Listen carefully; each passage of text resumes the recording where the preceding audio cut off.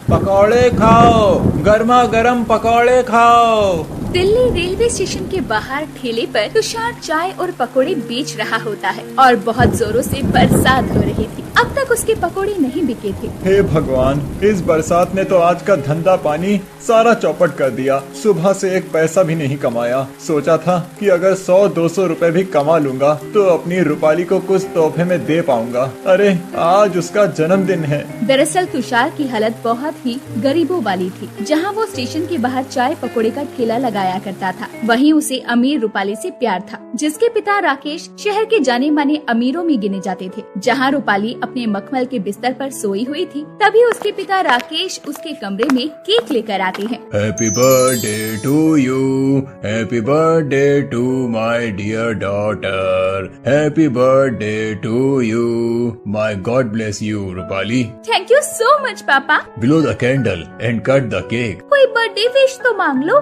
जी mummy. Rupali अपनी आंखें बंद करके विश मांगने लगती है। भगवान जी, मुझे मेरा तुषार दे दीजिए, उससे मेरी शादी हो जाए, प्लीज प्लीज प्लीज। तुम्हें विश मांगने की कोई जरूरत नहीं बेटा, तुम अमीर बाप की बेटी हो। तुम बस फरमाइश किया करो, तुम्हारे पापा सब पूरी करेंगे। आई नो डैडी कि आप मुझसे कितना प्यार करते हो। आप अपनी बेटी की सब फरमाइश पूरी करते हो, लेकिन सब खुशी पैसों से नहीं खरीदी जा सकती। लाइफ की रियलिटी पैसा, पावर, पोजीशन है बेटा। Anyways, I have big surprise for you. शाम को अच्छे से रेडी हो जाना। इतना कहकर राकेश वहाँ से चला जाता है। मम्मी, डैडी किस सरप्राइज की बात कर रहे थे? रूपाली बेटा, तेरे डैडी अपने बिजनेस पार्टनर जय मेहता के बेटे से तुम्हारा रिश्ता पक्का करना चाहते हैं। आज शाम को पार्टी में उसी की अनाउंसमेंट करेंगे। ये सुनकर रूपाली की आंखों में आंसू आ जाते हैं और वो अपने पिता के पैरों में आकर रोने लगती है। डैडी, आप चाहे तो मेरी जान ले लीजिए, लेकिन मैं ये शादी नहीं कर सकती। अच्छा, तो मेरी बेटी मुझसे दूर जाने के डर से रोने लगी। दूर थोड़ी जाना है बेटा,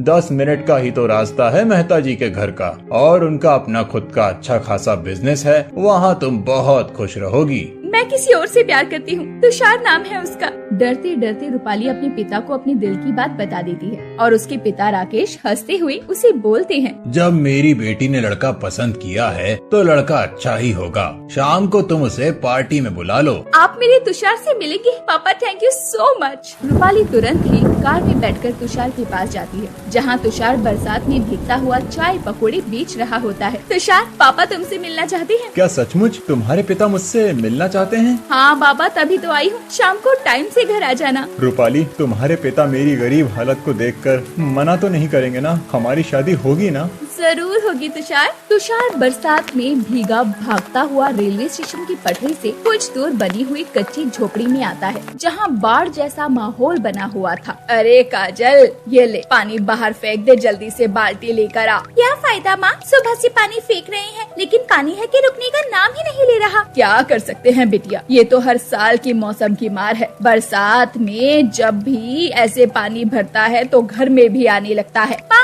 हमारा अपना घर कब होगा? कब तक हम इस कच्ची झोपड़ी में रहेंगे? भाई की शादी के बाद भाभी भी क्या इसी झोपड़ी में आएगी? दूसरा कोई आसरा भी तो नहीं है हम गरीबों का। चल अब पानी निकाल, छत पर थोड़ी घास लगा दे तो छत टपकेगी नहीं। वैसे भी सिर्फ 2-3 महीने की ही बरसात है। अरे तुषार बेटा, तू आ गया। आज सारे पकोड़े बिक गए क्या बेटा? हाँ माँ, 100 रुपए कमा कर लाया हूँ आज। इससे राशन पानी ले आना घर का। माँ, मेरी कोई कमीज धुली हुई है क्या? रूपाली के पिता मुझसे मिलना चाहते हैं। बेटा, तू उस अमीर लड़की को भूल क्यों नहीं जाता? तुझे पता है ना कि अमीर लोगों के लिए हम गरीब लोग सड़क पर उगी घास जैसे होते हैं, जिसे वो रौंद कर चले जाते हैं। भगवान करे वो मान जाए तुम दोनों के लिए। कुछ ही देर में तुषार रूपाली के घर पुरानी कमीज और टूटी हुई चप्पल में पार्टी में पहुंचता है, जहां सब सूट बूट पहने पार्टी में मौजूद होते हैं। डैड, इनसे मिलिए, ये है तुषार। तुषार अपनी फटी हुई शर्ट को छुपाते हुए पैरों में घिसी हुई चप्पल पहने कीचड़ लगा अंदर आ जाता है। नमस्ते पापा जी। डोंट से डैड, मैं सिर्फ रूपाली का पिता हूँ। कितना कमा लेते हो डेली का तुम?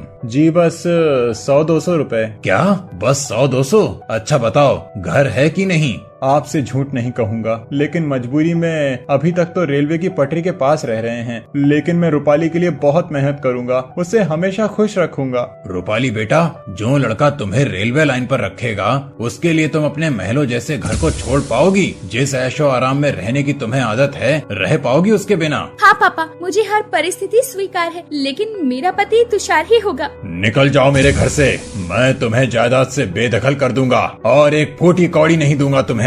रूपाली अपने प्यार के चलते तुषार के साथ अपना घर छोड़कर आ जाती है और वो दोनों मंदिर में शादी कर लेते हैं। फिर तुषार रूपाली को अपने घर ले आता है। माँ तेरी बहू आ गई। अरे बेटा, तू मेरी बहू ले आया, बहुत ही सुंदर है। रुको, मैं अभी तुम्हारा गृह प्रवेश करवाती हूँ। काजल, जाकर पूजा की थाली तो लेकर आ। काजल पूजा की थाली लेकर आती है। आओ भाभी, अपने दाहिने पैर से कलश गिराकर अंदर आ जाओ। क्या ये मेरा ससुराल है? इतना छोटा घर, इससे बड़ा तो मेरे घर का बाथरूम है। सब लोग इस घर में कैसे रह पाते हैं? मैं अगर इस घर में रहूंगी तो मेरा तो दम ही घुट जाएगा। भाभी, आप यहाँ किसी चीज की कोई भी कमी महसूस नहीं करोगी। आपको कोई भी जरूरत होगी तो आप मुझे बता सकती हो। काजल ऐसा बोल ही रही थी कि इतनी देर में बारिश शुरू हो जाती है और तुषार का कच्चा घर होता है, जिस वजह से छत टपकने लगती है और पानी घर में जमा होने लगता है। इस बारिश ने तो नाक में दम करके रखा है। काजल बेटी, जा जल्दी से जहाँ जहाँ पानी टपक रहा है वहाँ बर्तन रख दे, और वो भर जाएगा तो बाहर फेंक देंगे। अपनी गरीब ससुराल को देखकर और अपनी सास की ऐसी बातें सुनकर रूपाली सोचती है, गॉड, मैं कहाँ आकर फंस गई। इनके पास तो रहने के लिए पक्का मकान तक नहीं है। इतनी सी बारिश में इनके घर का ये हाल है। कल को अगर बारिश तेज हो गई तो बाढ़ तो सबसे पहले इनके घर में आएगी। अरे रूपाली बेटा, क्या सोच रही हो तुम? ये देखो, काजल ने तुम दोनों का बिस्तर लगा दिया है। तुम और तुषार अब आराम से सो जाओ। क्या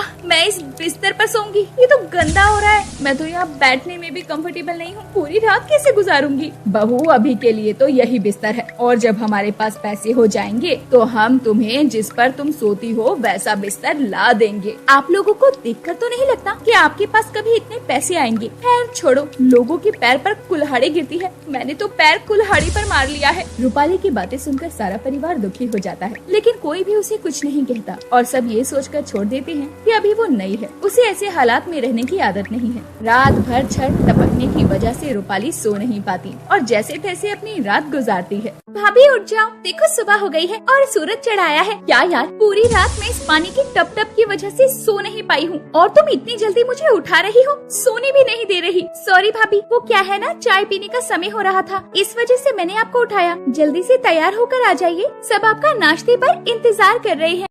काजल के कहने पर रूपाली मुंह बनाते हुए उठकर तैयार होकर सबके सामने आ जाती है। आओ बहू आओ, सबके साथ बैठकर नाश्ता कर लो।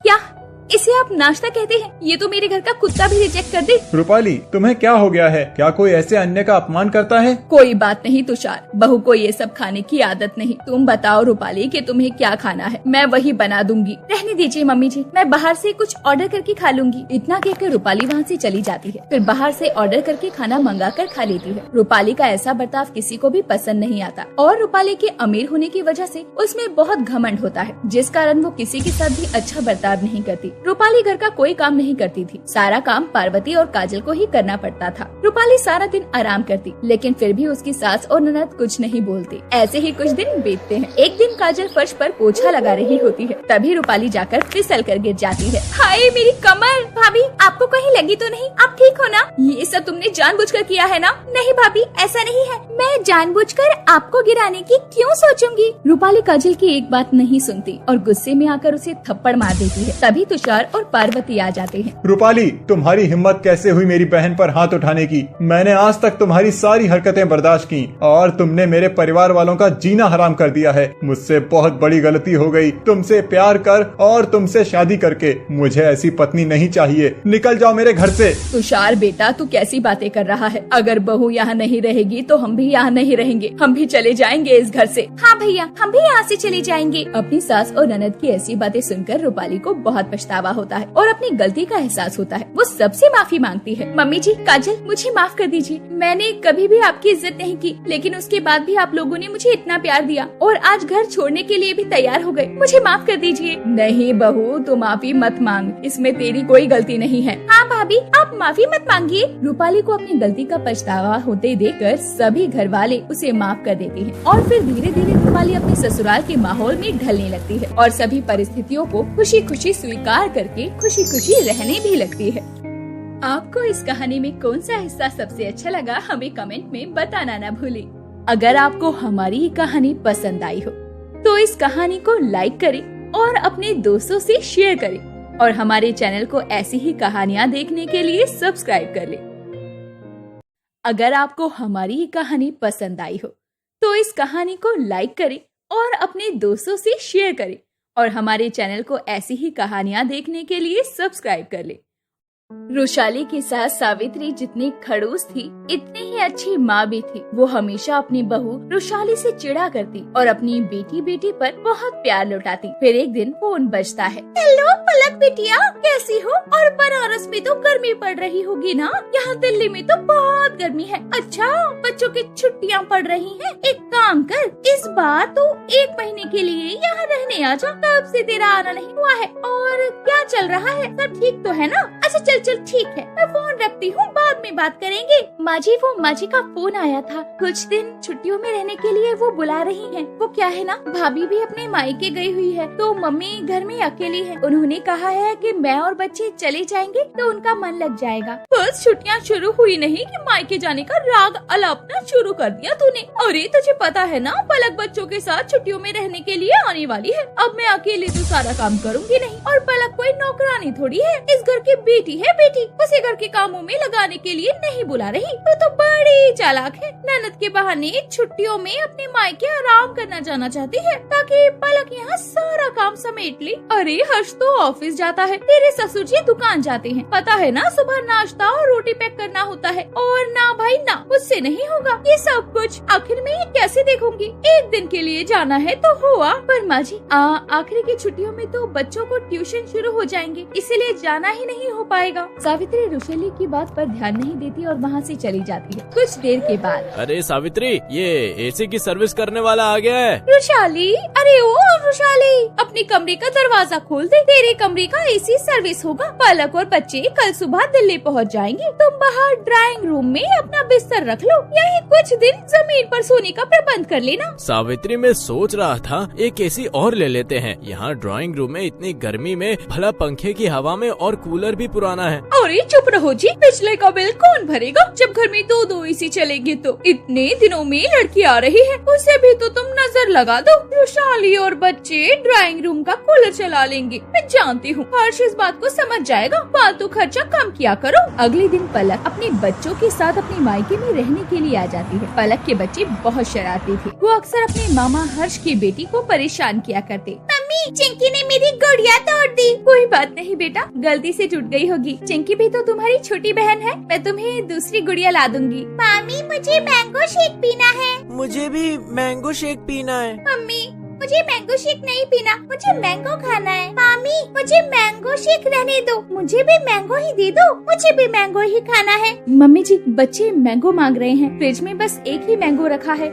मैं सोच रही हूँ पापा जी को कॉल कर देती हूँ और शाम को वो दुकान से आते वक्त और मैंगो ले आएंगे। अरे एक रखा तो है, उसी में से आधा गोलू और आधा चिंकी को दे दे मैंगो शेक बनाकर, और अपनी निधि तो बाद में खाती रहेगी। रुशाली ने अपनी बेटी का मन मारते हुए ननद के बच्चों को मैंगो आधा आधा बांट दिया, चिंकी को मैंगो शेक बनाकर दिया और गोलू को आधा काट कर दे दिया। ये सब देखकर निधि का दिल खराब हो गया और फिर उसे रुशाली ने समझाया, तुम ऐसे अपना मन मत मारा करो। शाम को दादाजी आएंगे तो मैं तुम्हारे लिए और मैंगो मंगवा दूंगी। जब हम बुआ के घर जाते हैं तो वो भी तो हमें बहुत कुछ खिलाती है ना। ऐसे में मैंने भी चिंकी और गोलू को दिया है। तभी कमरे से आवाज आती है, अरे भाभी, कमरे का एसी खोल दो, बाहर तो बहुत गर्मी है। माँ आओ ना, तुम्हारा गोपी बहू वाला साथ निभाना साथिया लगा दिया है। रुशाली आकर एसी चला देती है। भाभी, एक ग्लास ठंडा शरबत बना दो, बहुत मन कर रहा है। बाबूजी रात को तरबूज लाए थे, वो भी काट के फ्रिज में रखे हैं, थोड़ी देर में खा लूंगी। और माँ, मैं सोच रही थी रात को खाने के लिए भरवा टिंडे और भाभी सूखे करेले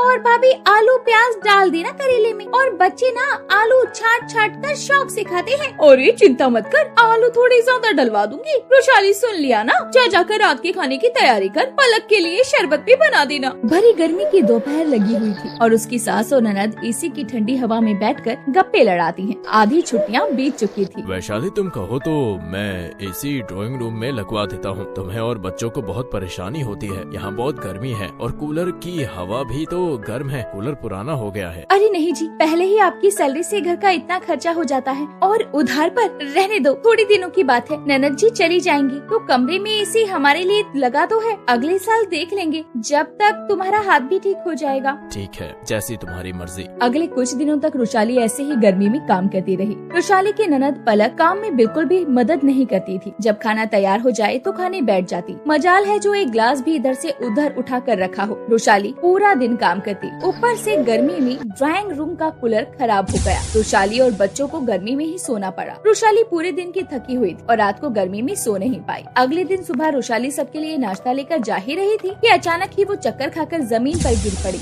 माँ पापा जल्दी आओ, देखो रुशाली चक्कर खाकर बेहोश हो गई है। अरे सावित्री, तुझे आवाज आ रही है या नहीं? जल्दी आ। माँ, लगता है पापा आवाज लगा रहे हैं, जरा कमरे का दरवाजा खोल कर देखो। कमरे के दरवाजे बंद करके बैठी हुई हो, कुछ सुनाई नहीं दे रहा तुम्हें? अरे रुशाली बेहोश हो गई है, जल्दी आओ। क्या बहू बेहोश हो गई? क्या भाभी बेहोश हो गई? सब लोग घबरा जाते हैं। हर्ष डॉक्टर को फोन करके घर बुलाता है। थकान और नींद पूरी न होने के कारण इनको चक्कर आ गया था। आगे से ध्यान रखिएगा इन सब बातों का, ठीक है? नहीं तो ये खतरनाक हो सकता है इनके लिए। अपने शरीर से उतना ही काम लीजिए जितना आपका शरीर बर्दाश्त कर सकता है, और रात में नींद भी अच्छी लेना जरूरी है। कम से कम 7-8 घंटे तो लेनी ही चाहिए। पानी आपको जरूर पीना है। जूस, फ्रूट और हेल्दी डाइट बहुत जरूरी है। ज्यादा गर्मी में धूप में नहीं घूमना चाहिए, ठीक है? थोड़े दिन आपको रेस्ट करना पड़ेगा, समझ गई? डॉक्टर की बातें सुनकर सावित्री और पलक को बहुत बुरा लगता है और दोनों को अपनी गलती का एहसास होता है कि उन्होंने रुशाली के साथ बहुत गलत किया है। और सभी एक नया एसी लेकर आओ और ड्राइंग रूम में लगवा। रात को मेरी बहू रुशाली एसी में सोएगी ताकि उसे अच्छे से नींद आ सके। माँ, क्यों ना एक काम करते हैं, भाभी को कुछ दिनों के लिए उनके मायके भेज देते हैं। अपनी मम्मी के पास रहेंगी तो इनका मन भी खुश हो जाएगा। भाभी तो कह रही थी कि उनकी मम्मी अकेली है, उनके जाने से उनका अकेलापन दूर हो जाएगा और भाभी को भी थोड़ा चेंज मिलेगा। हाँ, ये भी ठीक रहेगा। बहू, तुम कल ही अपनी मम्मी के घर चले जाओ, वहाँ थोड़ी दिन आराम से रहो, और हाँ, घर को मैं और पलक मिलकर संभाल लेंगे। अपनी सास और ननद का इतना मिलनसार व्यवहार देखकर रुशाली की आंखों में खुशी से आंसू आ जाते हैं और वो अगले ही दिन अपने बच्चों के साथ अपनी मम्मी के रहने के लिए चली जाती है। पीछे से सावित्री और पलक दोनों ही पूरे घर को संभाल लेती हैं। सावित्री को एहसास हो गया था कि बहू और बेटी में फर्क करना कितना गलत है। अब पलक अपने घर आ सकती है तो रुशाली भी तो अपनी माँ के घर जा सकती है। साल में एक बार ही तो छुट्टियाँ होती हैं जब बेटियाँ अपने मायके में आराम कर सकती हैं।